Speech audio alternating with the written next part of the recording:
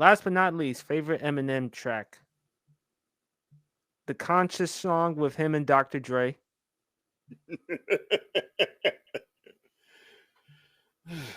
Ass Like That.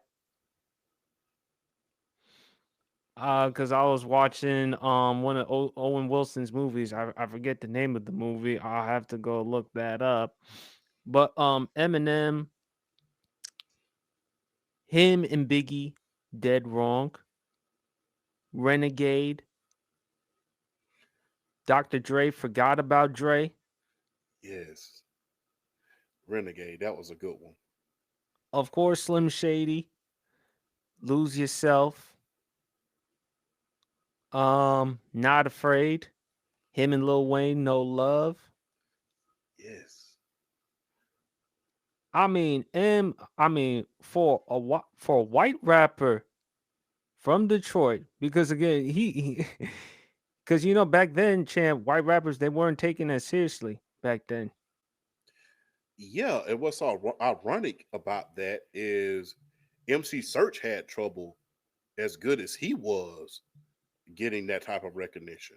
From third base. Yeah, from third base. And guess who he discovered? He discovered Nas. He was Yes. Nas's manager at one point. Funny story about him and Nas, right? Uh, he was trying to get Nas out of his contract with him as his manager or something like that. I don't want to get it wrong. He was trying to get Nas out of his contract with something or another.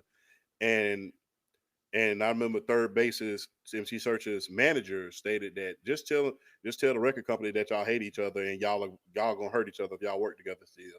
And I never forget, he said okay, and they ended up Nas ended up getting out of his contract or what have you, and they walked out of the building drinking champagne and smoking cigars.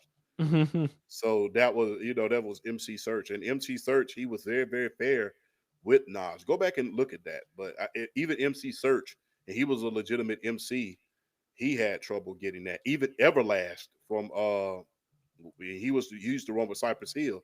Everlast had trouble getting recognition like Eminem did. So there's been a lot of other Caucasian rappers before him, but he was one of a kind. And look, he could flow. And he was very, very controversial. Bro, look, I'm gonna just be real. Nowadays, You talking he's about Eminem? revered. Yeah, nowadays, because of the rap, he's Oh, remember revered. the Hail Mary with him, 50 and Busta? Yes, but that's not it. He used to get in trouble for saying certain words in his rap lyrics. So people have protest. Look, Yeah, I I remember. remember when people was protesting and walking the streets saying that they need to get Eminem's albums off the shelf because of certain stuff that he was saying, making Remember fun what he of said certain. about with Michael Jackson? Well, not only that, what he said about a certain incident that happened in Colorado. So yeah. So if you don't know what that incident I'm talking about, go look it up. It was a doozy. So yeah, talking about certain incidents like that, saying making fun of boy bands, saying certain words. He was very, very controversial. He was very speaking. They used to call look.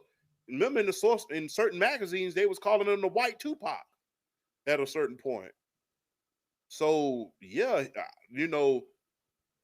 people listen to his lyrics today, and he's revered. But in the early 2000s, he'd have probably been canceled today if the Slim Shady and the Marshall Mathers LP would have came out today. He probably would have got canceled.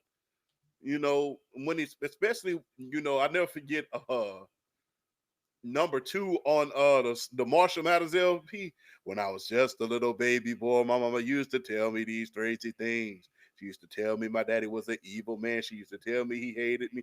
I remember that. I remember that, and I remember the intro to the album. So yeah, I remember the song he made about his ex wife Kim. I remember that song. Uh, yeah, it was a lot of controversial songs. I mean, he evolved, which every rapper should do. But those lyrics back then, today, those wouldn't fly above the radar today. They probably would have stripped his album off the shelf today because of how, the world's a little bit softer, which rightfully so. But yeah, they were those lyrics back then were not popular. Even back then they weren't popular.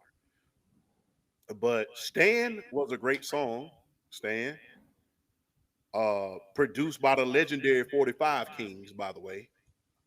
So that was I found out that one later when I got older, who the 45 Kings was and what he meant to hip hop. That song Stan was produced by 45 Kings. Oh, that's so yeah. Yeah. That was produced by 45 Kings. Shout out to the 45 Kings, by the way. Um, hey, Renegade. Funny thing about Renegade is this: I listened to that song first, and then listened to Ether. And I'll never forget Nas brought it up. He said, Shot. "Yeah, Eminem murdered you on your own album." That was the that was the funniest thing in the world. Funniest thing about that is that wasn't the original song. That wasn't the original song. The original Renegade was him and Royce the 5'9". So it was the original Renegade was the him and Royce the 5'9". That was a I didn't find out that till later because me being in the South, I was more focused on regional rap. But the original Renegade was Eminem and Royce the 5'9". Uh, the way I am. Funny thing about the way I am, you know who inspired that song? Rakim.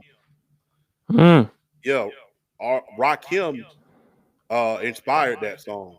I never forget one lyric inspired that song. If you really go back and look at it, Rakim said this one lyric: "I'm the R, the A to the K I am, and if I wasn't, then why would I say I am?" And then if you go back and listen to the way I am whatever you say I am, and if I wasn't, then why would I say I am?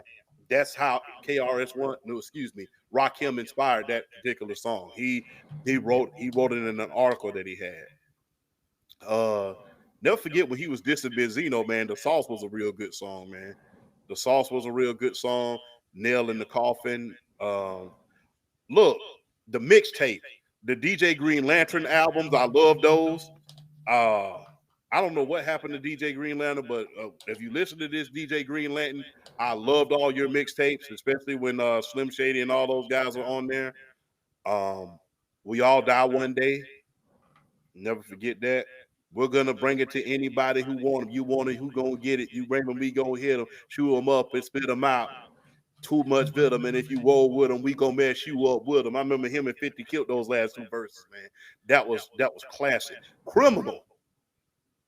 Criminal was a good one. Every time I ride around, these people think it's a crime to tell them what's on my mind. Guess I'm a criminal. I don't have to say a word. I just flip them a bird to keep going. I don't take shit from no one. That one was classic. That was classic. The Marshall Mathers LP is going to go down as the top 3 album of all time, man, because it's one of those albums that's a no skip album. It's rare that you get that no skip album.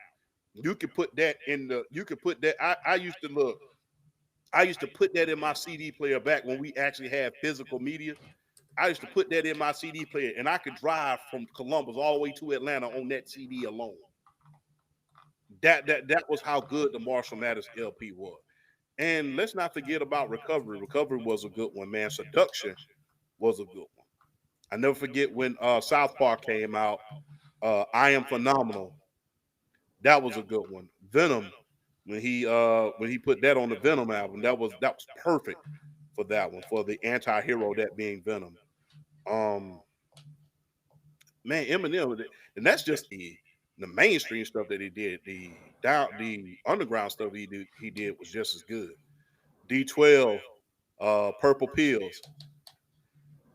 That was a that was a that was a parody song, but I love that song, man. So many places I've been on many things. That was a good one. Fight music, that was good. Um, I never forget this song he did with Juice World, Godzilla. That was a good one. Oh my God. My favorite verse from Eminem. I may get a lot of flash for it. Do you remember Big Sean's track "No Favors"? Yeah, I remember that. That was Yeah, some. That was some. yeah. I mean, look, Especially when he talked about Dre's past I won't go look it up. How Good he luck. talked about Brady and Aaron Hernandez and a lot of other things. Yeah. I mean, that was my favorite verse from that track. I mean, when he went insane in that track, in that verse. Yes, indeed. And look, let's not forget. I think it was Survivor Series or SummerSlam.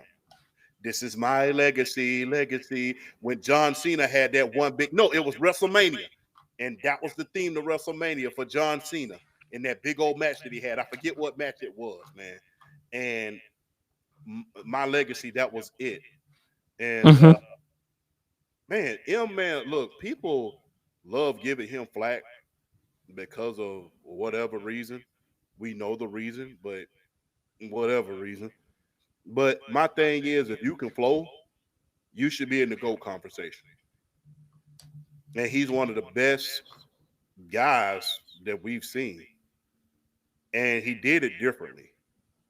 He talked about stuff that normally you wouldn't hear about in hip hop. I never heard about somebody, well, outside of 3 6 Mafia, you didn't really hear about certain stuff when it came to that, especially doing those parody skits that was on the Marshall Mathers LP. They kind of make you cringe nowadays. But those those parodies in between the songs. And you love South Park. I'll never forget he said I he made do. the song with the kids, when Eric Cartman was in the background. That boys and girls. See, children, drugs are bad. And if you don't believe me, ask your dad. I'll never forget that, man. That was we had Eric Cartman in the background. But man, man, you made my teenage years cool, man.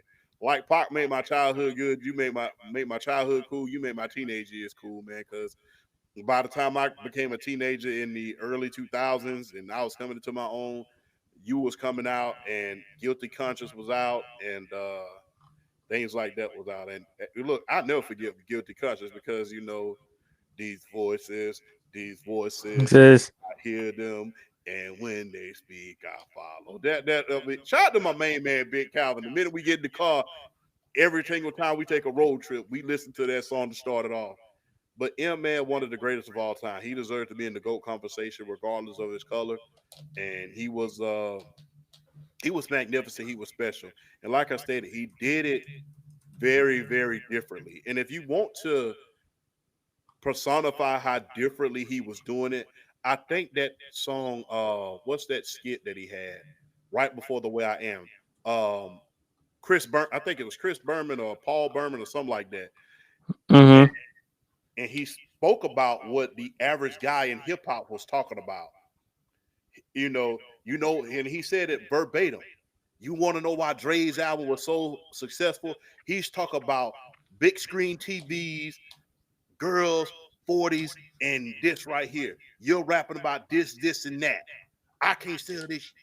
So yeah, go back and listen to that skit right before The Way I Am, and Chris Berman, like I said, Paul Berman or whatever the world his name was on that skit. He personified what the average guy in hip hop was talking about. He's rapping about big screen TVs, women, 40s, and blunts. You're talking about this, and that. So I can't sell this album. Either change the album or it's not going to come out. Now get the blank out of my office. That personified how different Eminem was. Number 6 on the Marshall Mathers LP, man. So go back and listen to that album if you haven't heard it yet, man.